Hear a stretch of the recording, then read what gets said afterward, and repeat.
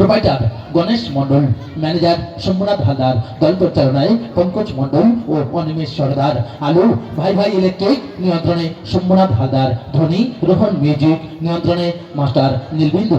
যন্ত্রী সংগীতে keyboard player master Debashis মণ্ডল, তবলা জাদুঘর দীনেশ করণ, electric Octapad Sourav মণ্ডল, সুর শিবশঙ্কর সরদার। চরিত্র চিত্রায়নে গাজন জগতের এক এবং অদ্বিতীয় নাম্বার ওয়ান টমিক কম্পিউটার মিস্টার পঙ্কজ মণ্ডল।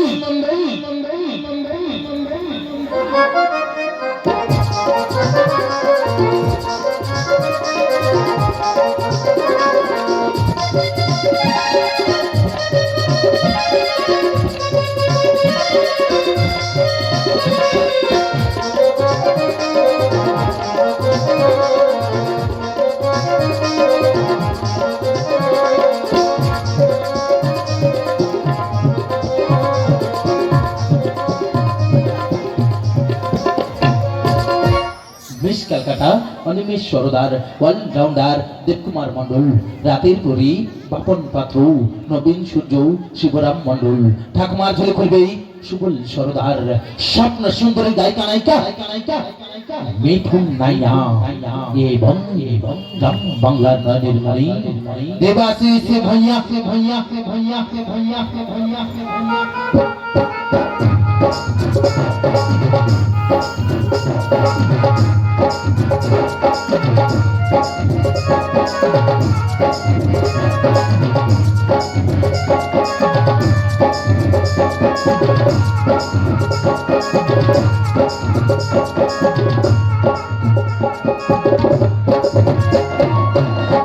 পরম পুরুষ ঠাকুর শ্রী শ্রী রামকৃষ্ণ পরমহংসদেবের আশীর্বাদ মাথায় নিয়ে নাট্যাচার্য গিরিশচন্দ্র ঘোষের পাদপদে প্রণাম নিয়ে কালী মায়ের চরণে পুষ্পাঞ্জলি অর্পণ করি, রাধা গোবিন্দের চরণে শ্রদ্ধাঞ্জলি নিবেদন করে শুরু করতে চলেছি গণেশ মণ্ডল প্রযোজিত, শম্ভুনাথ হালদার পরিচালিত, পঙ্কজ মণ্ডল ও মিঠুন নাইয়া সম্পাদিত, দেবাশিস ভূঁইয়া রচিত, অভিনীত চেনা পৃথিবীর অচেনা রাই স্বর্গ পরিবারের ধ্বংসের খেলা করে নাউতেছে। আমি প্রমাণ করে তো মুছে লম্ববস্তা মাইয়ারে বিয়া কইরা ঘরে আনিলে সংসারে অমঙ্গল হইবে। আর তাই তো কাল খেলা থেকে 10 লক্ষ টাকার মেশিনটা আমি হাফিজ করে রাখছি। কথাটি শোনা মতো বড় সাহেবের হাতটা ভেঙে যায়, 1 মাস হাসপাতালে শুয়ে থাকে। আর সেই সুযোগটারে কাজে লাগাইয়া আমি আমার নিজের আকারটারে গুছিয়ে ফেলছি। এইবার বৌমানিরে মনে সীতাকারী বনবাসে পাঠাইলে আমার কাম শেষ। আর করুন না কেন, আমি হইলাম গিয়া কত বউরা আপন, মাত্র ভাইরা আপন, বোনেরা আপন, ওদেরা আপন পোলা। ছোটবেলা থেকে এইবারই নুন আমি খাইতে আছি, নুন হারামি হইতে পারুম নাই। বিভীষণ কাকা, কি তুমি এখানে? আর আমি তোমাকে সারা বাড়ি খুঁজে বেড়াচ্ছি। যাও ছোট বাবু, তুমি খাবারটা নিয়ে এসো। যাইতাছি বৌমণি, যাইতাছি। আজ আমি ভীষণ খুশি, কারণ যে বোন আমাকে বিয়ে করতে না বলেছিল, সেই বোন আমাকে নিজেই নিতে আসছে। আমি প্রমাণ করে দিয়েছি, একজন পাগল একটা ভালো মানুষের সঙ্গে থাকলে আবার সুস্থ স্বাভাবিক হতে পারে। दुनिया किसी की प्यार से जन्नत से कम नहीं, एक दिल डूबा दिल है जो फूलों से कम नहीं।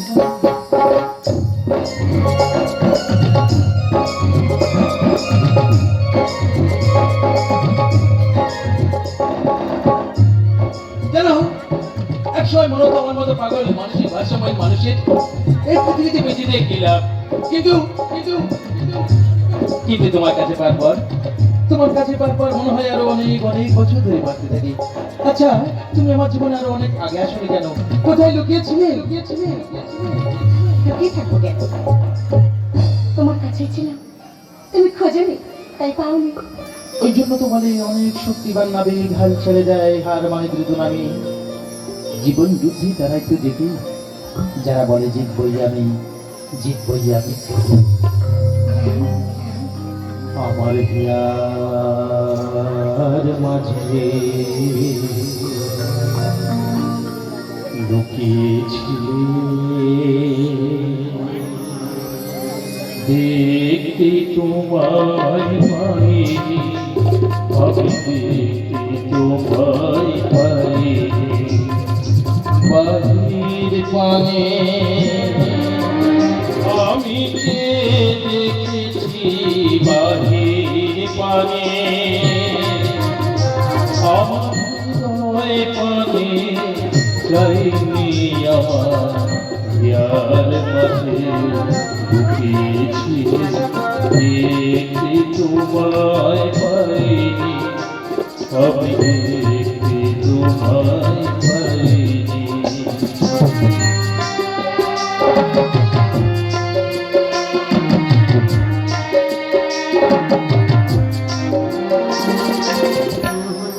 সকল ভালোবাসা, সকল আঘাত, সকল আশা, আমার সকল ভালোবাসা, সকল আঘাত, সকল আশা তুমি ছিলে।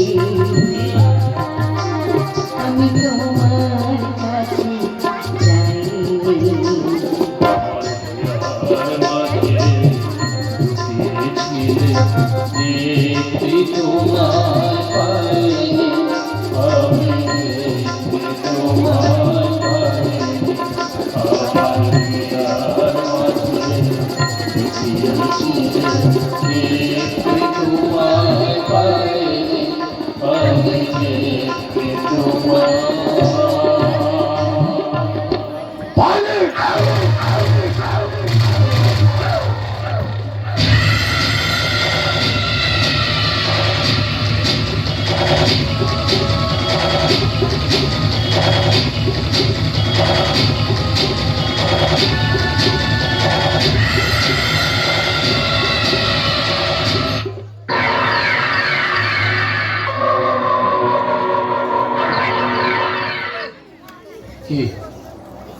আপনারা কি ভাবছেন যে পাগল মালটা এত তাড়াতাড়ি এত সিদ্ধ লেখতে হবে, তাই তো?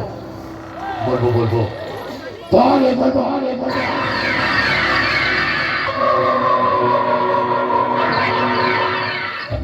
আমার অনেকেই ভাবছেন যে পাগল মালটা এত তাড়াতাড়ি এত খারাপ হলো কি হবে।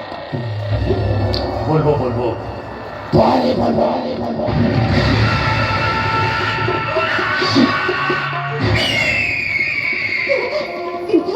কিন্তু তুমি আমাকে মারলে কেন?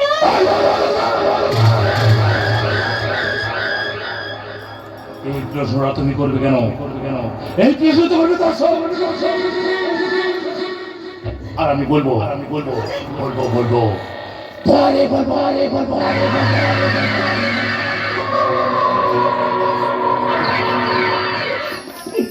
কিন্তু আমি তো আমার জীবনের থেকে বেশি তোমাকে ভালোবাসতাম।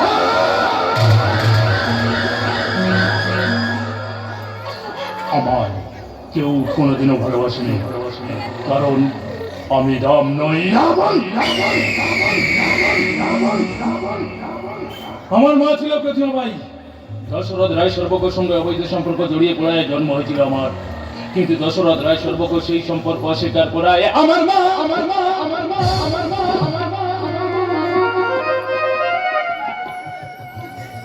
লজ্জায় ঘৃণায় আত্মহত্যা করে। তখন আমার বয়স ছিল 5 বছর। বিভীষণ কাকা আমাকে রেখে আসে এক অনাথ আশ্রমে। এতদিন দেখলো এই বাড়ির ছোট ছেলে রামের সঙ্গে আমার চেহারার হুবহু মিল। তখন গাড়ির ব্রেক ফেল করিয়ে রামের মা এবং রামের মাকে মারতে চাইলে রামের মা মারা গেল। সারা রাম বেঁচে যায়, তবে স্মৃতিশক্তিটা হারিয়ে ফেলে। আর বিয়ের দিন আমি বলরামকে মেরে লাশটা নদীতে ফেলে দিই যাতে রামের সঙ্গে তোমার বিয়েটা হয়। আর বিয়ের পর আমি রাম সেজে তোমার সাথে সারা জীবন থাকতে পারে।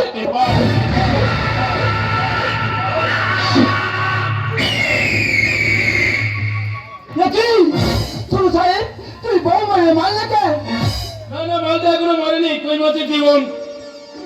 যাই বাইরে পুলিশ দাঁড়িয়ে আছে, ভালো কোনো শ্মশান দেখে ওর বুকে মাটি দিয়ে দাও। যাও যাও, চলে যাও। আর করুন না কেন, আমি হইলাম গিয়া কর্তা বাবুর আপন মাস্তুত ভাইয়ের আপন বোনের আপন নদীর আপন পোলা।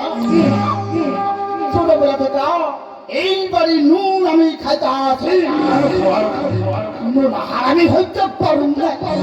ঠিক আছে বিষ্ণু, তুমি চলে যাও, চলে যাও, চলে যাও, চলে যাও। বিষ্ণু গাড়ি শোনো, মনে একটা জন্য শিখাতে দাও। যাও, আমার লোকের আমার দিকে রাম সাথে যাও। যাও বিষ্ণু, চল যাও।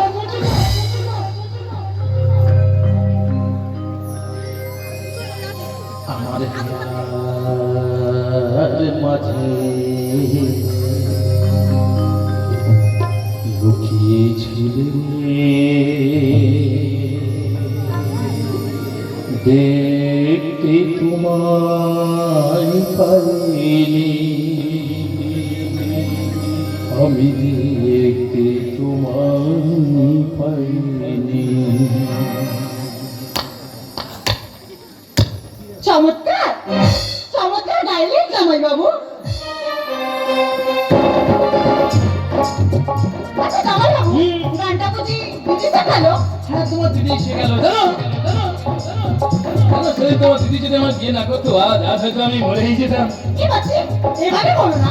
আচ্ছা জামাই বাবু, আপনাকে যে সুস্থ করলো, আমি আমার দিদিকে কই দেখতে পাচ্ছি না।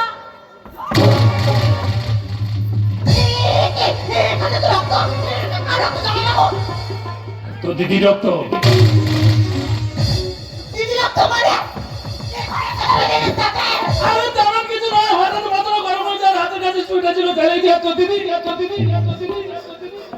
মারা যায়।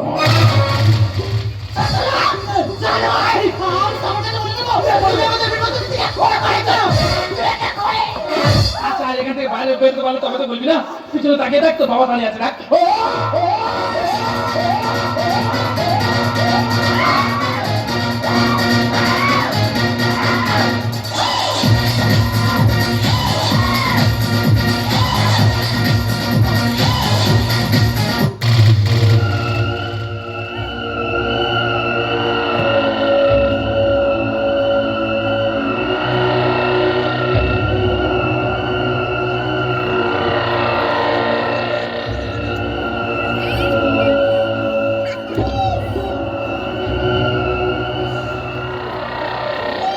মনটা খেয়ে খেয়ে এত ভারী হয়েছে না, কি আর বলবো। আচ্ছা, প্রথমে দিকে আমার কি মনে হয়েছিল, আমি খুব ভালো মানুষ, তাই না? খুব ভালো মানুষ, তাই না? কোনোদিনও না, একদম না। আচ্ছা, ভালো মানুষের কি লাভ? ভালো মানুষের কি লাভ? আজ থেকে ভালো মানুষ হয়ে যাবো, কাল থেকে খেতে পাবো না। ভালো মানুষের কি লাভ? কত ভালো মানুষ একসঙ্গে করোনার সময় মারা গেল, কত ভালো মানুষের লাশ গঙ্গার জলে ভাসিয়ে দেওয়া হলো। তা আমি ভালো হয় কি করবো? আমি যদি হই গুরু, করোনা বিরাট মহাগুরু। কারণ করোনায় আমার শিখেছে কিভাবে নোটের বান্ডিলকে স্যানিটাইজ করে পকেটে ঢোকাতে হয়। এখানেই প্রগতি শুরু। করোনা বিরাট মহাগুরু। টাকার কোনো জাত হয় না, টাকার কোনো ধর্ম হয় না। মানুষের জাত হয়, মানুষের ধর্ম হয়। কে বলে আল্লাহ, ও বলে রাম, মানে এরা নিজেরাই জানে না আল্লাহ রাম মিলে হয়। তবু দেখো, প্রতি বছর সাম্প্রদায়িক হানানিতে কত ভালো মানুষ মারা যায়। তা আমি ভালো হয় কি করবো? কত ভালো মানুষ একসাথে বেরোছিল, ঘর সবকিছু উড়িয়ে নিয়ে গেল, আমপান ঝড়। আমি ভালো হয় কি করবো? আমি ভালো মানুষের সাথে চাই না, আমি চাই শুধু টাকা, টাকা, মুঠো মুঠো টাকা। টাকার নিচে চাপা থাকবে ভালো মানুষের লাশ, আর তার উপর বানাবো আমি আমার ক্ষমতার প্রাসাদ। এক মিনিট।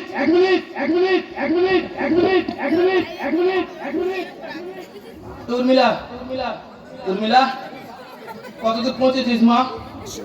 সরকার পৌঁছে গেছিস? আচ্ছা, ওখানে গিয়ে আমার একটা মিস কল দিস, তাহলে আমি বুঝতে পারবো তুই ওখানে পৌঁছে গেছিস। তবে কি জানো, আমার খুব শখ ছিল শালের সঙ্গে একটু মজা করবো, তার হলো না। কেন হবে না? কেন মারা গেছে? তাতে কি হয়েছে? সবাই তো জ্যান্ত মানুষ রেপ করে। সারা মরা মানুষের প্রতি কেমন লাগবে কি জানি। আচ্ছা, যাবে না, কোনো বাধা দেবে না, তবে তাই করি।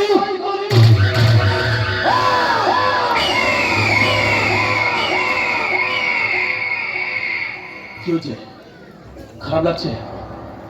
খারাপ লাগছে? মঞ্চ থেকে চোখটা পিছিয়ে দেখুন, মঞ্চ থেকে চোখটা পিছিয়ে দেখুন।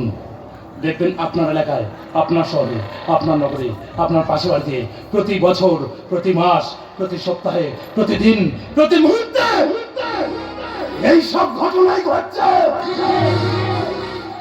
তখন খারাপ লাগে না? তখন প্রতিবাদের ভাষা থাকে না? তারা কেন প্রতিবাদ করবেন?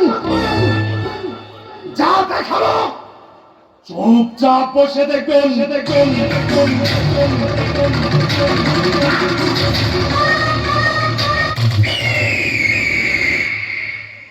খবরে দেখুন, খবরে দেখুন, আজও ভারতবর্ষের বুকে 3.5 বছরের কন্যাকে ধর্ষণ হতে হয়।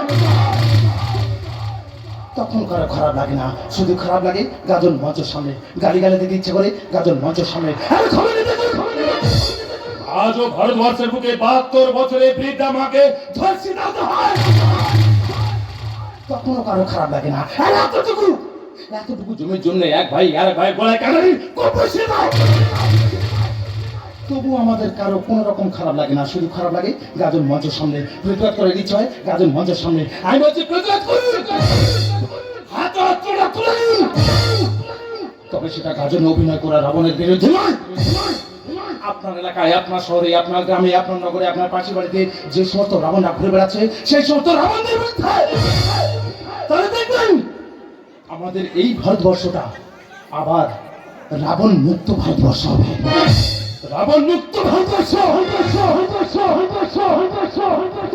খারাপ লাগছে, খারাপ। কি হয় তোমার চুপ করে বসে আছো, কি ব্যাপার? আরে ভাই, এতক্ষণ তো আমি একটু অভিনয় থেকে বাইরে বেরিয়ে গেছিলাম মানুষকে বোঝানোর জন্য। চলো, আমাদের যা আছে তাই হবে। চলো যাও।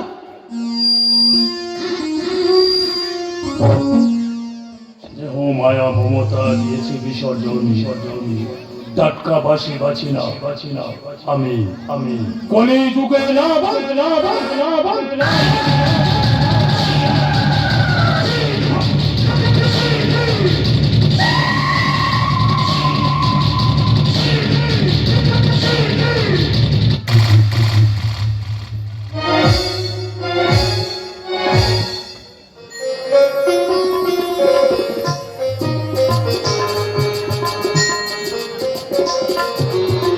আজ দেখতে দেখতে 15 দিন হয়ে গেল আমার ছোট মেয়ে উর্মি এই বাড়িতে এসেছে আমার বড় মেয়ে সীতাকে নিয়ে যাওয়ার জন্য, কিন্তু ওদের কোনো খবর না পায় আবার আমাকে এখানে আসতে হলো। কিন্তু বাড়িতে কাউকে দেখতে পাচ্ছি না, সব গেল কোথায়? এ কি বিয়ান, ভালো আছেন? কখন এলেন? এই তো কিছুক্ষণ। আপনি ভালো আছেন ব্যবসায়ী? হ্যাঁ, আমি ভালো আছি। কিন্তু মেজামাইকে দেখছি না। তা তো আমি জানি না, আমি 1.5 মাস হসপিটালে ভর্তি ছিলাম, আজ ছুটি হয়েছে তাই বাড়িতে চলে এসেছি। সে কি, তাহলে সব গেল কোথায়? কে বলতে পারবে ও এখন কোথায় আছে, কেমন আছে? আমি জানি ওই শয়তানটা কোথায় আছে? শয়তান? কে শয়তান? কার কথা বলছিস? বড় সাহেব, আপনার বাড়িতে এতদিন যে রাম সেজেছিল সে আসলে রাম নয়, রাবণ। তুই কি বলছিস? ঠিকই বলছি বড় সাহেব, ঠিকই বলছি। রাবণ হলো প্রতিমা বাড়ির গর্ভজাত, তোমারই অঙ্গজাত সন্তান। একদিন সম্পত্তি লোভী রামের বিয়ের পর রামকে সরাইয়া ফেলি ওই শয়তানটার এই বাড়িতে আমি আনছিলাম। যেদিন বউ মরে চুরি বাইরা আমার নাচা শোষণে পুঁতে দিতে বলে, দিনাই বাবু দিনাই। আমি বউ মণিমোহ শ্মশানে গিয়া মাটি খুলতেছি, তখনই হঠাৎ আমার ফোনে খবর এলো আমার ঘর বাড়ি সব আগুন লাইগা পুইরা গেছে। তাহলে বুঝছিলাম এ হগল আমাগো পাপের সাজা। তাই তাই বউ মনে বাঁচাচ্ছি, তবে ওই শয়তানটা মনে হয় উর্মিকে মায়েরা ফেরাছে।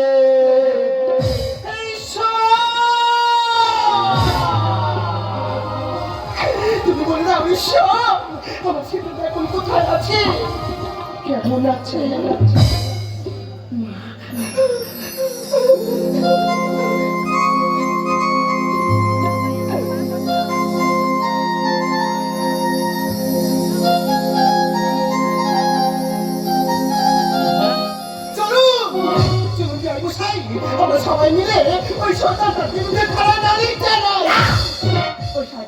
আমাকে সরিয়ে আমার সাথে ভালোবাসার অভিনয় করেছে।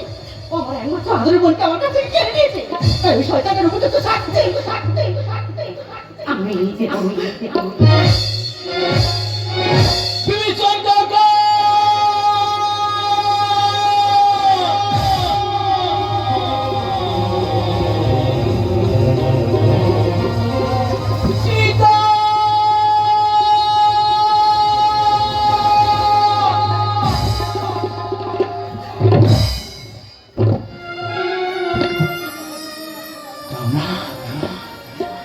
আমায় খেতে দাও না, জানো জানো আজ কতদিন হয়ে গেল ওরা না ওরা আমার পেট ভরে কিছু খেতে দেয়নি।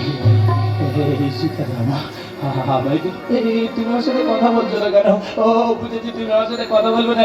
এই ছেলে এই কথা বলো, তুমি কি ছবির মতো দাঁড়িয়ে থাকবে? এই ছেলে কথা বলো না।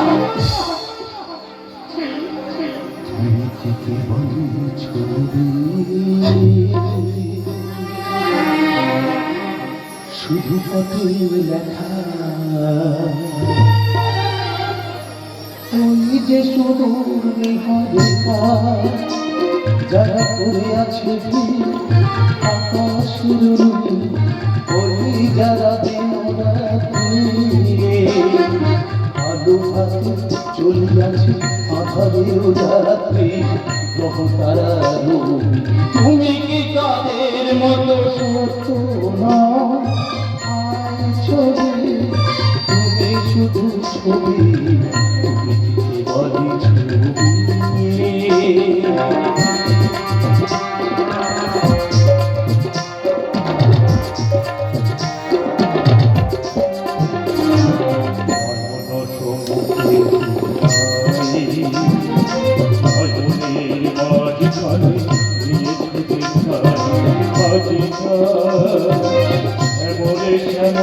তুমি নিজে মায়ের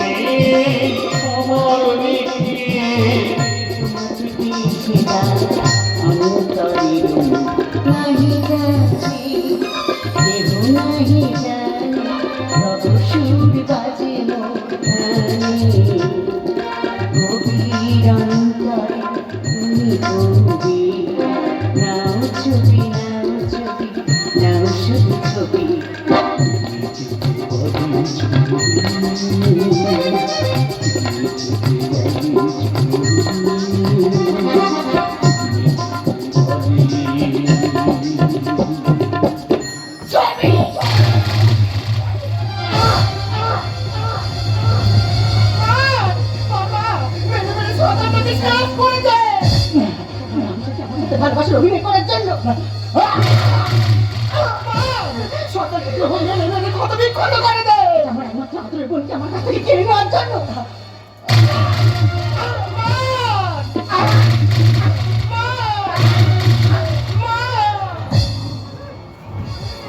কি সীতা দেবী, আপনি রাবণকে মারলেন কেন? আপনার সঙ্গে যে রাবণ রাম সেজে অভিনয় করেছিল সেই রাবণ এবং বিভীষণ বাবুকে আমরা গ্রেফতার করেছি, কিন্তু আপনি কি করলেন? কনস্টেবল বাইরে দাঁড়িয়ে আছে আপনাকে নিয়ে যাওয়ার জন্য। You are under arrest.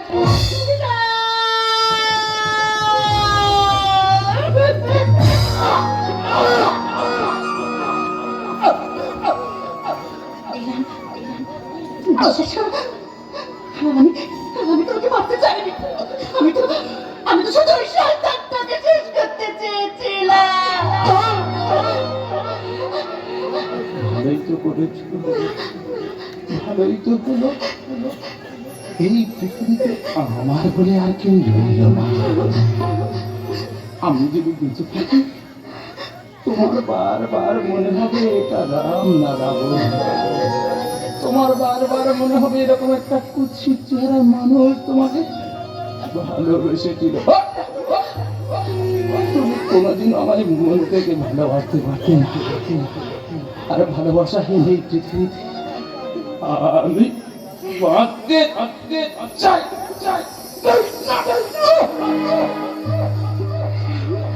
শুধু একদিন ভালোবাসা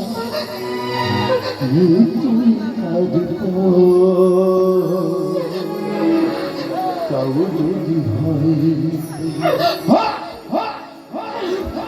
আমি তাই চাই যদি চাই না বাঁচতে আমি হাজার বছর